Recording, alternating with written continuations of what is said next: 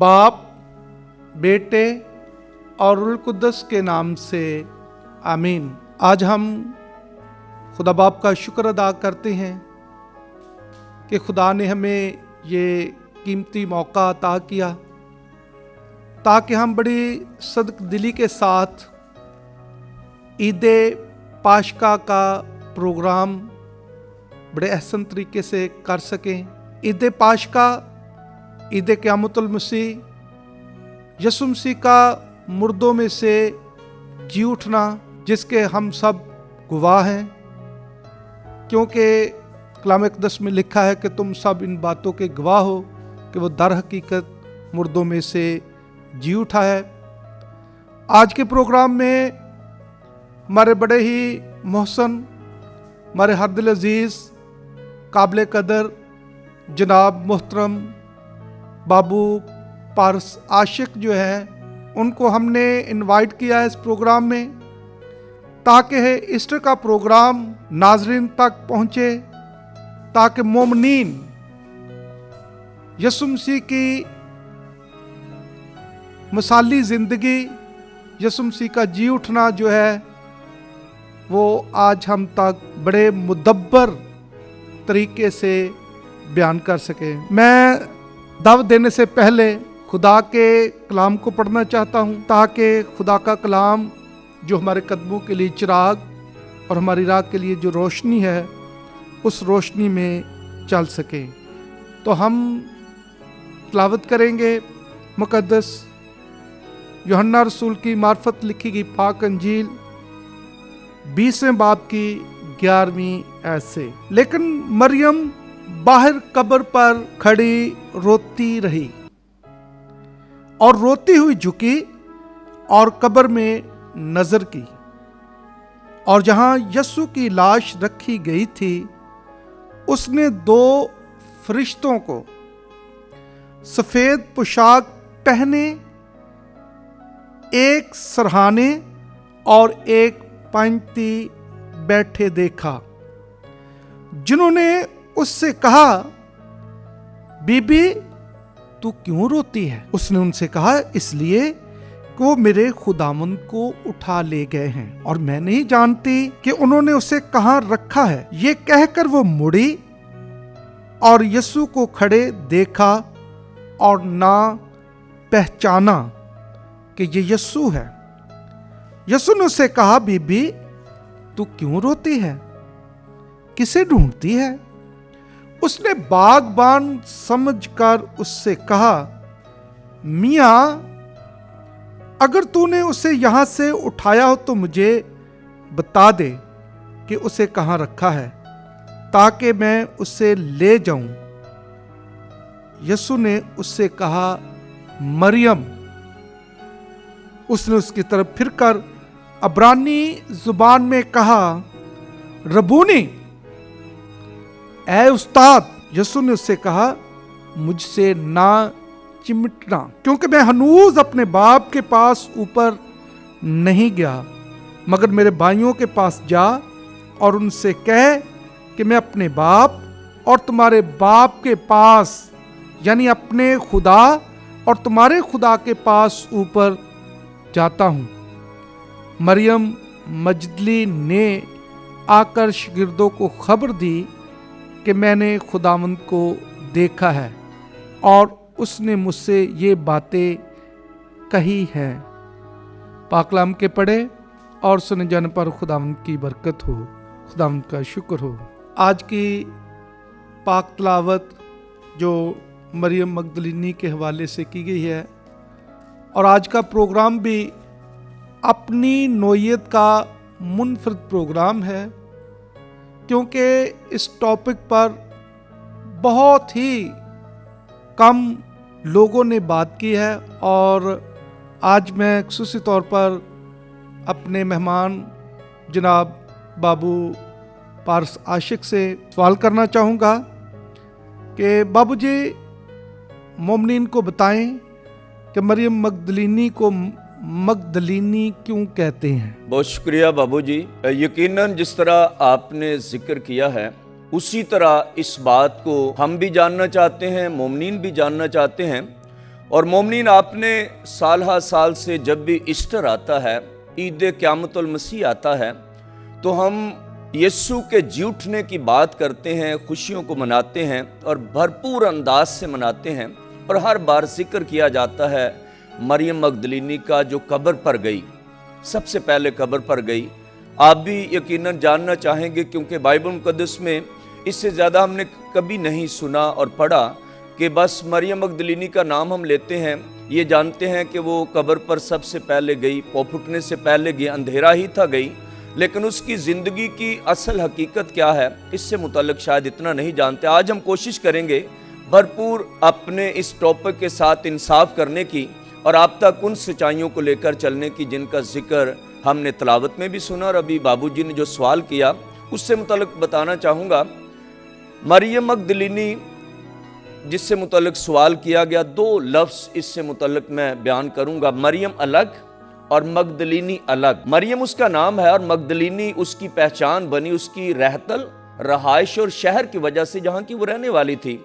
Bible مقدس میں ناظرین مریم کا نام بے شمار جگہوں پہ آیا ہے، پرانے عہد نامہ میں بھی اور نئے عہد نامہ میں بھی۔ چند ایک کا نام ہم سب جانتے ہیں، جیسے خداوند یسوع مسیح کی ماں مریم، روما کی مریم، رومیو کے نام خط میں اس کا ذکر آتا ہے، پھر ہم لازر کی بہن مریم کا ذکر کرتے ہیں، پھر یعقوب اور یوسف کی ماں مریم کا ذکر کرتے ہیں، اور پھر آخر پر جس بات سے متعلق آج ہم آپ تک بہت آگاہی دینا چاہتے ہیں، مریم مگدلینی، اس کا ذکر ہم کرتے ہیں۔ عبرانی زبان میں اگر مریم کا مطلب جانا جائے تو جسے خدا نے سرفراز کیا۔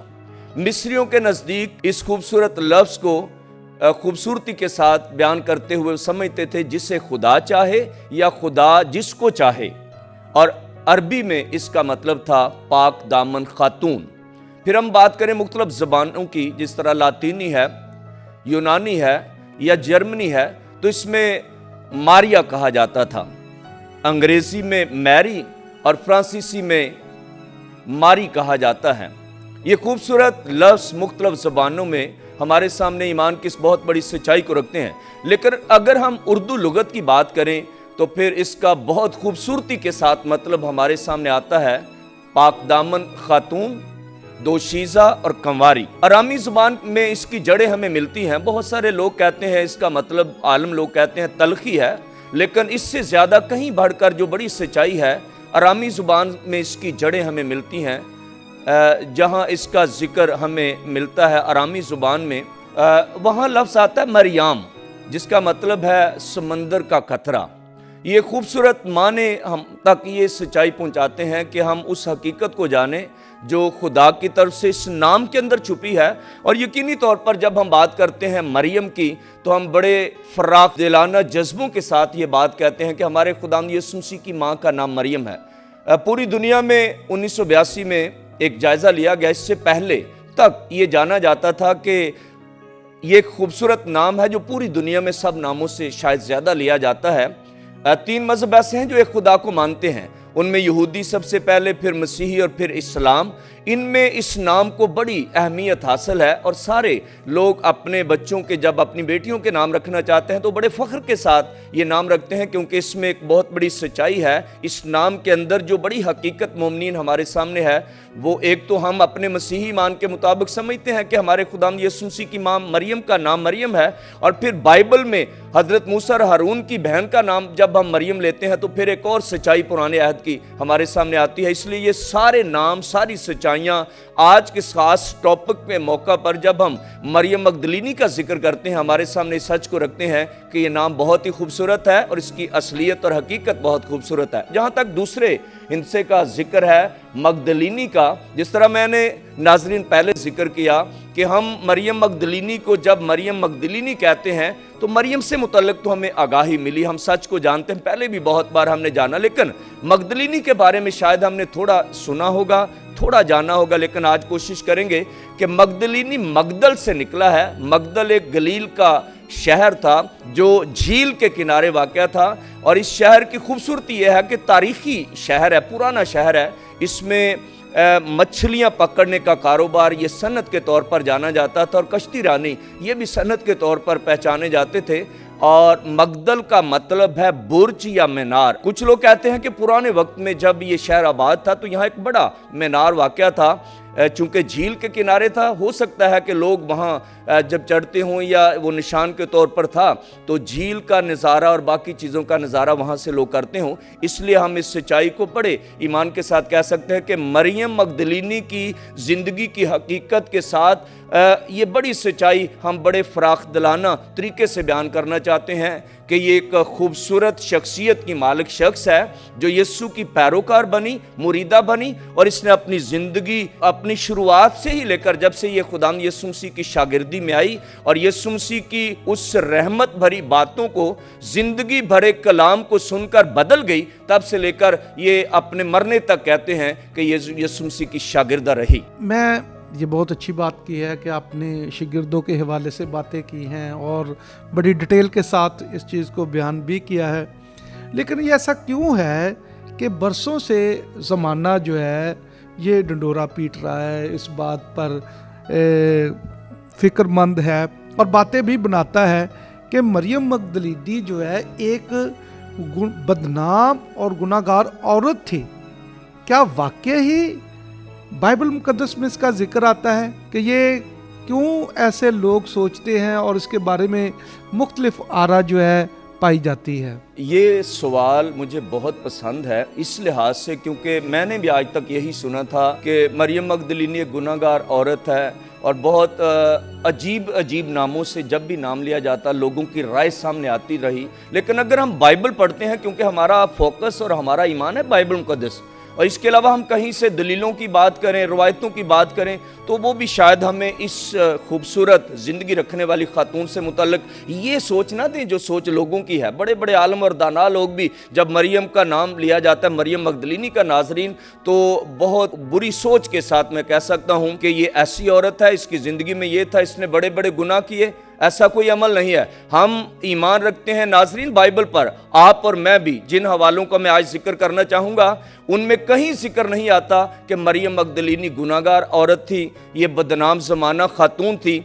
یہی وہ عورت ہے جس نے خداوند یسوع مسیح کے پاؤں پر عطر ملا اور بالوں سے پاؤں صاف کی، ہرگز نہیں۔ اگر ہم چاروں اناجیل کی بات کرتے ہیں تو پھر بابو جی ہم اس سچائی تک پہنچتے ہیں۔ سب سے پہلے مقدس متی کی انجیل، اگر ہم اس کا جائزہ لیں 26ویں باب کی 6 آیت سے لے کر 9 آیت تک، تو وہاں ایک واقعہ ہے یسوع مسیح کی ضیافت کا واقعہ۔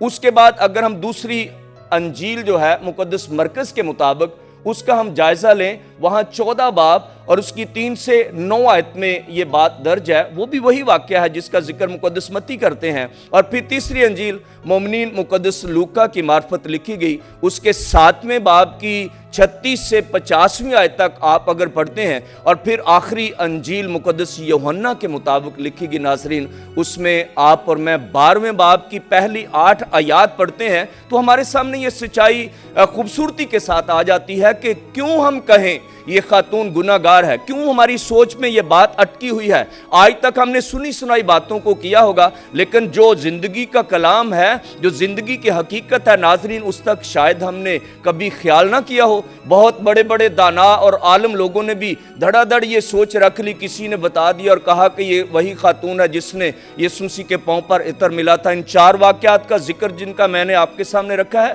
ناظرین، آپ انہیں پڑھ کر دیکھنا۔ ابھی آپ کو موقع ملے اس پیغام کے بعد ضرور آپ دیکھنا کہ مقدس متی اس واقعہ کو کس طرح سے بیان کرتا ہے، مقدس مرکز کس طرح سے بیان کرتا ہے، مقدس لوکا اور پھر مقدس یوحنا۔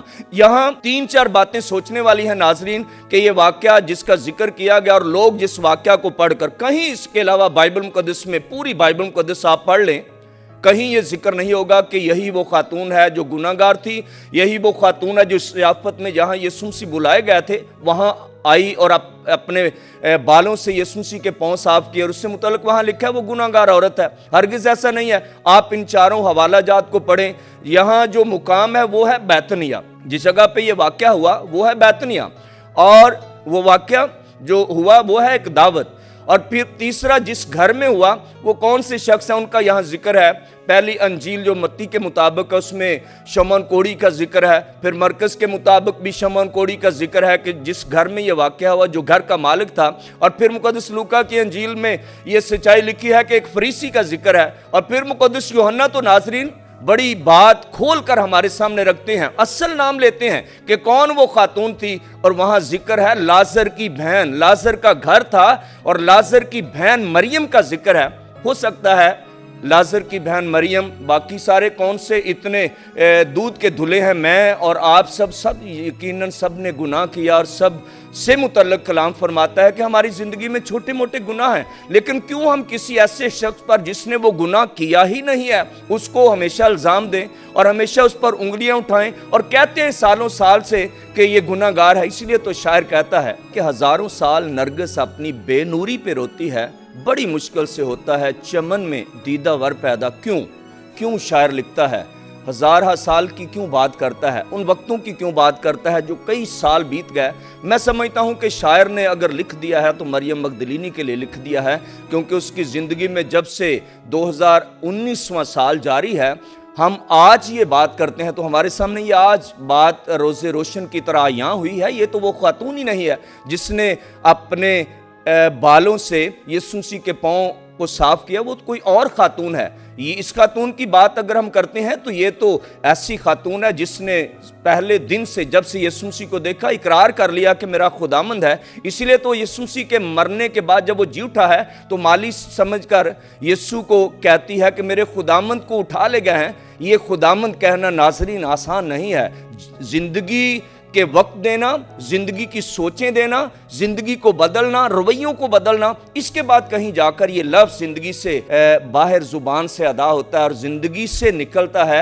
ये लफ्ज़ अदा किए जाते हैं कि ये मेरा खुदामंद है। खुदामंद की मोहब्बत में गिरफ्तार मरियम मगदलीनी उसकी अहम तरीन पैरोकार बनी, एक खूबसूरत ज़िंदगी रखने वाली शागिर्दा बनी, और इसलिए लोग कहते हैं कि ये वो गुनाहगार है। इसलिए पाक कलाम हमारे सामने एक शीशा है जिससे हम अपना चेहरा तो देखते हैं, अपनी ज़िंदगी तो देखते हैं, लेकिन वो सच्चाइयाँ जो हम किसी और शख्सियत से मुतल्लिक़ जानना चाहते हैं उनको भी हम सामने रखते हैं। इसलिए नाज़रीन इस बात को समझना कि मरियम मगदलीनी का नाम आते ही कोई ये समझ ले कि यही वो गुनाहगार औरत है, हरगिज़ ऐसा नहीं है। पाक कलाम में कोई ऐसी बात नहीं है। मरियम मगदलीनी को अगर आपने उसका असल रूप, असल चेहरा और ज़िंदगी समझनी है तो फिर 4 हवाला जात जिनका मैंने जिक्र किया वहाँ देख लें। वहाँ तो किसी ऐसी औरत का जिक्र ही नहीं है। वहाँ तो जिस औरत का जिक्र है लाजर की बहन मरियम का जिक्र ज़रूर है। लेकिन मैं फिर ये कहना चाहता हूँ कि अगर वो गुनाहगार है भी, क्योंकि सारे गुनाहगार हैं, कलाम कहता है सब ने गुनाह किया, आपने और मैम ने भी, मुझसे भी और आपसे भी गलतियां सरजद होती हैं, लेकिन हमें उसकी ज़िंदगी की असल शक्ल को तो पेश करना है। इसीलिए ये मरियम मगदलीनी की असल शक्ल है, ना कि वो गुनाहगार औरत है, ना कि वो बदनाम औरत है, बल्कि वो तो खुदावंद यीशु मसीह से प्यार करने वाली उसकी शागिर्दा है। ये बिल्कुल वाकई इस बात के आज के ज़माने में भी हम देख सकते हैं कि बेनज़ीर भुट्टो की एक सेक्रेटरी थी, तो वो 91-92 के राउंड अबाउट जो है किडनैप हो गई थी। तो बहुत सारे लोगों ने मुख्तलिफ जो है वो अखबारों में सवालात उठाए, सारा कुछ किया, लेकिन एक सहाफ़ी ने बड़ा खूबसूरत जुमला लिखा था, मुझे आज भी याद है। तो उसने लिखा था कि इस धरती पर ना तो कोई सीता है और ना कोई मरियम है, यानी कि बहुत सारे लोग जो हैं मुख्तलिफ तरीक़ों से, मुख्तलिफ अंदाज से बयान करते हैं, जैसा देखते हैं वैसा बयान करते हैं, लेकिन असल हकीकत से बेबहरा रहता है। जो ज़्यादा गुनाहगार होता है वो ज़्यादा उंगली उठाता है। यहाँ की ये सिचुएशन है, ये सूरत हाल है। अच्छा बाबू जी, इसके बारे में मैं एक और सवाल करना चाहूँगा कि मुक़द्दस पतरस और मुक़द्दस यूहन्ना जो है ये दोनों ही यीशु मसीह के बहुत ही करीबी शागिर्द हैं, और जब यीशु मसीह मुर्दों में से जी उठे थे तो सबसे पहले जो है मरियम मगदलीनी ही जो है वो कब्र पर गई थी, और खाली कब्र देखकर वापस लौट गई थी और आकर उन्होंने शागिर्दों को बताया था। और ये दोनों ही बड़े ही जो है जिसको हम मुकद्दस पतरस को कहते हैं कि ये शागिर्दों का लीडर है, बड़ा है, और यूहन्ना को कहते हैं कि ये बहुत ही प्यारा शागिर्द है। ये दोनों ही दौड़ कर गए थे, ठीक है। लेकिन जब देखते हैं कि जी उठने के बाद मरियम मगदलीनी खाली कब्र देखकर वापस लौट गए, मगर मरियम मगदलीनी वहाँ क्यों रोती रही? मैं समझता हूँ कि इंसान जो किसी भी वाक़या की तह तक जाना चाहता है वो सबूत मांगता है, चाहता है कि मैं वो कुछ देखूं जो मुझे जानना है। हम बात करते हैं मुकद्दस तोमा की भी। इन दिनों में आगे चलकर हम पढ़ेंगे, सुनेंगे, ईस्टर के बड़े बड़े वाक़यात में एक बड़े शख्स का जिक्र है, मुकद्दस तोमा। हमारी धरती के हीरो, इस धरती पर ईमान लाने का वसीला बने। उन्होंने भी जब तक खुदावंद को देखा नहीं था, यकीन नहीं किया था। और बेशक मरियम मगदलीनी कब्र पर पहले आई, बेशक इसने जाकर मुकद्दस पतरस और मुकद्दस यूहन्ना को इतला भी की, और वो चले भी आए। उन्होंने कब्र को देखा, खाली कब्र देखकर वापस चले गए। लेकिन इसका वहां ठहरना इस बात की दलील है कि जब तक मैं देख ना लूं, जैसे मुकद्दस तोमा ने कहा था कि जब तक मैं उसकी पसलियों में हाथ डालकर ना देख लूं, मैं यकीन नहीं करूंगा। तो मेरा ख्याल है मरियम मगदलीनी की सोच बिल्कुल वही है, क्योंकि ये यीशु मसीह के झूठने की गवाह बनने के लिए, इसके लिए ज़रूरी था कि वो हकीकत की तह तक पहुंचे और वो कुछ देखे जो जानना चाहती है। इसलिए वो वहां खड़ी रही, रोती रही। और जब इसने उसके बाद कब्र के अंदर जाकर देखा तो वहां इसने क्या देखा? 2 फरिश्ते हैं, एक सरहाने है, एक पाइंती है, और उनसे ये डायलॉग करती है। डायलॉग क्या है कि क्या तुमने मेरे खुदावंद को देखा है? उन्होंने कहा सारी बातें हमारे सामने, इस सच्चाई के बाद हम और जानने की कोशिश करेंगे कि किस तरह से इसका ईमान उन बातों के बाद गहरा होता है। और ये बाद में जाकर आप और मैं जानने की कोशिश करेंगे कितना ईमान इसको मिला इस वाक़या के बाद, कितनी पहचान इसकी बढ़ी इस वाक़या के बाद, और कितनी ज़्यादा खुदावंद को मानने वाली ये खातून बनी इस वाक़या के बाद। इसलिए वो वहाँ ठहरती है कि पूरे यकीन के साथ जब तक मैं देख न लूँगी मैं वापस नहीं जाऊँगी। बेशक मुकद्दस पतरस और यूहन्ना चले गए, उन्होंने अपने ईमान के सच के मुताबिक जो देखा बाकी रसूलों को बयान कर दिया। लेकिन मरियम मगदलीनी इस हकीकत को जानने के लिए, नाजरीन, हम भी जब तक सच को ना समझ लें, जैसे मैंने पहले सवाल में जवाब दिया था कि आज तक बहुत सारे लोग मरियम मगदलीनी को गुनाहगार ही समझते रहे, लेकिन पाक कलाम उसे गुनाहगार नहीं कहता है।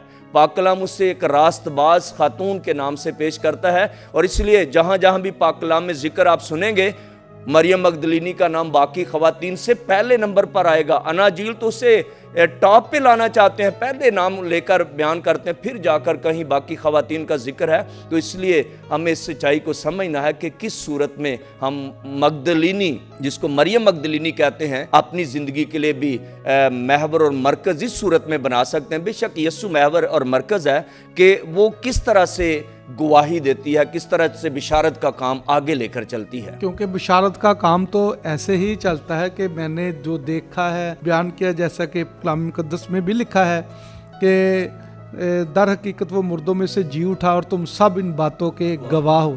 ये बड़ी खूबसूरत बातें हैं। तो मैं एक और जो सवाल करना चाहूँगा कि यीशु मसीह के जी उठने के बाद मरियम मगदलीनी को मुबश्शिरे अव्वल क्यों कहा जाता है? क्यों बिशारत के अमल में इसका पहला नाम जो है? शायद बहुत सारे लोगों के लिए ये बात इतनी काबिल कबूल ना हो कि एक खातून को मुबश्शिर अव्वल का नाम दिया जाए। बिशारत देना, सच्चाई को बयान करना, हकीकत की तह तक जाना और फिर उसे लोगों के सामने बयान करना, इसको हम कहते हैं बिशारत, गवाही देना, बिशारत देना। मरियम मगदलीनी मैं ज़रा बयान कर लूँ फिर आप बात करना। मरियम मगदलीनी सबसे पहले कब्र पर जाने वाली खातून है यीशु मसीह के झूठने के बाद। और उसने देखा जब सबत गुजर गया, वो रात के अंधेरे में चली गई। ये जज्बे हैं, ये गवाही के जज्बे हैं। उसको शायद खुदा ने उसके जहन में ये बात डाल दी थी कि मुझे ही खुदा इस बात के लिए शायद तैयार करना चाहता है कि जिसको मैंने कबूल कर लिया, जिसके वसीला से मुझे शिफा मिली या मेरी ज़िंदगी से बीमारी और गुनाह ख़त्म हो गए, उसकी मैं गवाह बनने जा रही हूँ। इसलिए शायद वो वहाँ जाती है और सबसे पहली गवाह बनती है। इसलिए क्योंकि जिनको आज हम 12 रसूलों के नाम से जानते हैं, जो यीशु के शागिर्द हैं और हकीकत में है कि वो शागिर्द हैं, वो उनको खबर देने वाली है। इसलिए मैं कहूँगा कि वो मुबश्शिर अव्वल है, सबसे पहली मुबश्शिरा है। यीशु मसीह के बाद, जी उठने के बाद उसकी गवाही बनने वाली ऐसी खातून है। तो यकीनन नाज़रीन, हम इस हकीकत को भी समझ गए होंगे कि जो बंदा सबसे पहले हकीकत की बात बताए हम तक या किसी भी शख्स तक,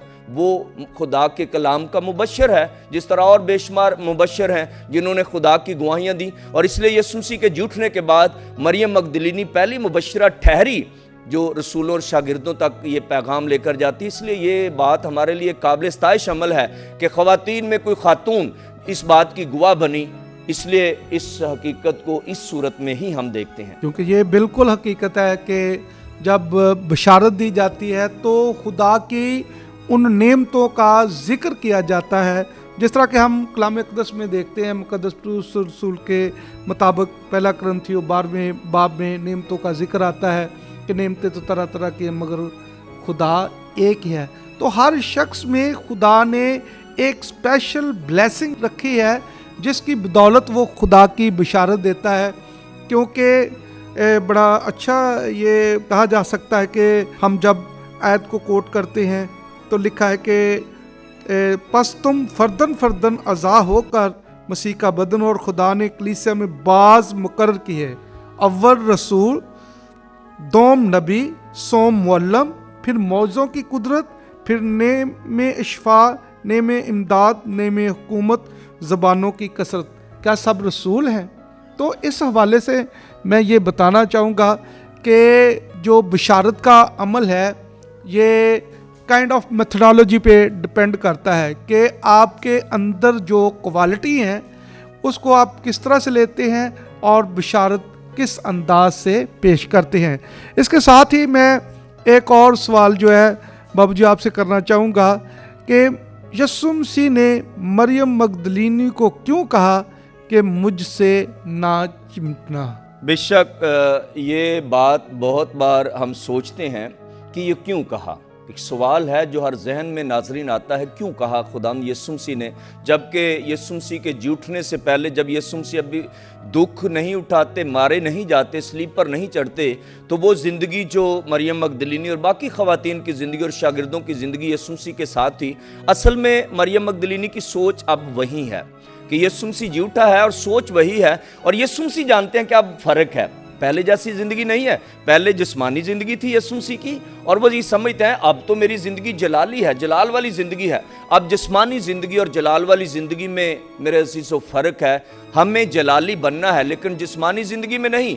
जब तक हम उसकी मौत के गवाह नहीं बनते और उसके साथ मरकर जी नहीं उठते हैं, जैसे यीशु मसीह मुर्दों में से जी उठा, इसलिए कलाम में लिखा है कि वो मुर्दों में से जी उठकर पहला भल बना। हम भी उसकी तरह मुर्दों में से जी उठेंगे। जब वो हमें ज़िंदा करेगा तो हम उसके जलाल में शामिल होंगे। इसलिए जलाल में शामिल होने के लिए नाज़रीन हमें ज़िंदगी के सफ़र को तय करना है, रोज़ बरोज़ अपने खुदा की मोहब्बत में कायम होना है। और जैसे हमारे खुदाम यीशु मसीह ने दुख सहे, अज़ियतें बर्दाश्त की ताकि खुदा के जलाल में दाखिल हो, वैसे हमने भी उसकी सलीब को, बल्कि अपनी ज़िंदगी की सलीब को और जिम्मेदारियों को निभाकर उसके लायक बनना। इसलिए खुदा यीशु मसीह ने उससे ये खूबसूरत बात कही थी कि मरियम मुझसे ना चिमटना। और यहाँ चिमटने से मुराद है माजी के तमाम वाक़यात।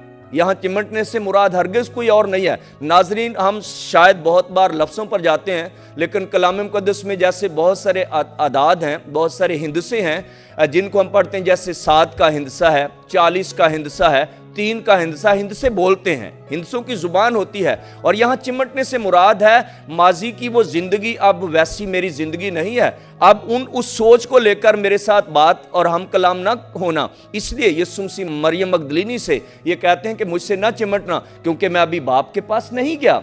खुदाम यीशु मसीह खुदा के जलाल में। लेकिन यहाँ एक बात मैं कहना चाहूँगा कि यीशु मसीह को जब भी उसने देखा होगा फ़ौरन उसका दिमाग घुमा होगा। कैसे? उसके सारा गुस्सा उसके जहन में आया होगा कि अब देखूंगी कैसे फकीर फरीसी यीशु मसीह को पकड़ते हैं, अब देखूंगी कैसे लोग उसको पत्थर मारते हैं, अब देखूंगी, ये सारी बातें उसके जहन में आ सकती होंगी कि अब तो पहले जैसा नहीं है, यीशु मसीह झूठा, अब फर्क हालात हैं। ये सारी सोच उसके जहन में आ सकती होगी। इसलिए वो फौरन यीशु मसीह की तरफ मुतवज्जो होती है, लेकिन खुदा ने इन्हीं बातों को जहन में रखकर उसे कहा, मरियम मुझसे ना चिमटना, अब माजी नहीं, अब आने वाले वक्त में देखना है। और आने वाला वक्त क्या है? खुदा के जलाल में शामिल होना, जिसमें मैं शामिल हो चुका हूँ। ये बड़ी खूबसूरत बात की है, जैसे कि लफ्ज़ों के बारे में, चिमटने के बारे में मैं भी इसमें थोड़ा सा एडिशन करना चाहूँगा। जैसा कि शेर बयान किया गया है कि खुदी को कर बुलंद इतना कि हर तकदीर से पहले खुदा बंदे से खुद पूछे कि बता तेरी रज़ा क्या है। जब इंसान अपने आप को परख लेता है, पहचान लेता है, जिस तरह से मरियम मगदलीनी ने अपने आप को पहचान लिया था,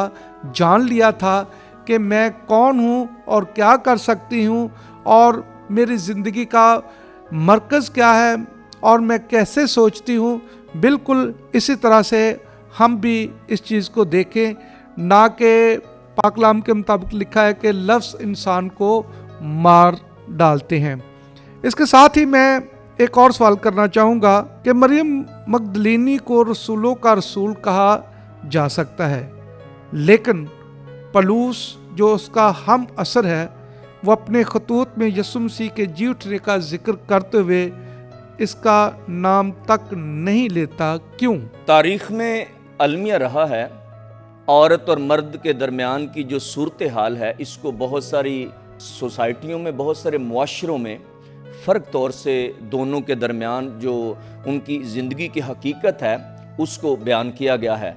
अगर यहूदी मुआशरे की बात करें तो बाइबल मुक़द्दस इस बात को बड़ी वजाहत के साथ हमारे सामने रखती है कि औरत का मर्द के साथ खड़े होना, बातचीत करना, या औरत का लोगों में बैठकर बात करना या उसकी गवाही, ये काबिल कबूल नहीं समझी जाती थी। और पौलुस रसूल चूंकि गैर कौम से आकर मसीही ईमान का हिस्सा बनते हैं, तो इसलिए वो समझते हैं कि जिस कलीसिया में वो बात करने गया, करंथिस की कलीसिया में जिक्र है, पहला करंथियों 15वें बाब में ये जिक्र है कि वो यीशु मसीह के झूठने की गवाही लोगों के सामने पेश करता और कहता है, सबसे पहले कैफा पर खुदाम जाहिर हुए, फिर 12 पर, और फिर 500 लोगों की जमात पर कहीं भी खवातीन का जिक्र नहीं आता। क्यों?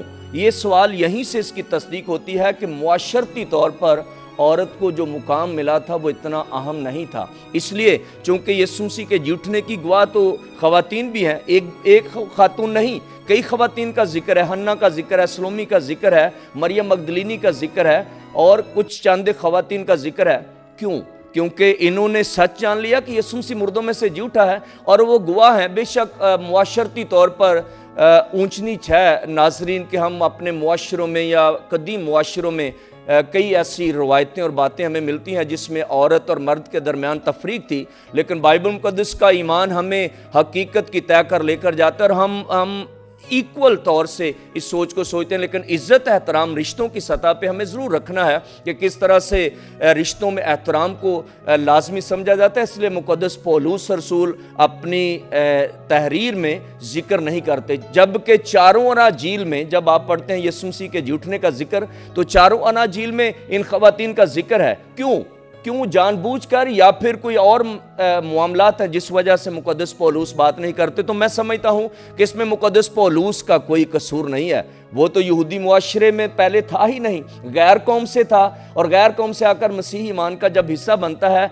तो फिर ये सवाल ज़रूर हमारे जहन में नाजरीन खटकता है कि क्यों मुक़द्दस पौलुस रसूल अपने इस ख़त में जो करंथियों की कलीसिया को पहला ख़त लिखा गया उसके 15वें बाब में किसी खातून का जिक्र नहीं करता, जबकि चारों अनाजील में हम मरियम मगदलीनी का नाम टॉप पर देखते हैं। सबसे पहले तो शुरू करने वाला अंजील नवीस मरियम मगदलीनी के नाम ही से शुरू करता है। जब अनाजील में लिखा है, जब अंजील नवीस ये सोच हमारे सामने रखते हैं, तो फिर क्यों मुक़द्दस पौलुस ने ये किया? क्योंकि मुआशरती बुराइयां कई बार हद से बढ़ जाती हैं और मुआशरती बुराइयों में इंसान दब कर रह जाता है, ना सिर्फ इंसान बल्कि सच्चाई दब कर रह जाती है। इसलिए मुक़द्दस पौलुस रसूल ने ये बात छुपा दी होगी कि जिन लोगों के सामने मैं जी उठे हुए यीशु मसीह का प्रचार करना चाहता हूं वो तो करंथियों की कलीसिया है, और इस मुआशरे में तो औरत को देखने तक गवारा नहीं करते थे, बात करने तक गवारा नहीं करते थे, और उसकी गवाही कहाँ काबिल कबूल करेंगे? इसलिए अगर मुक़द्दस पौलुस रसूल उन खवातीन का जिक्र कर देते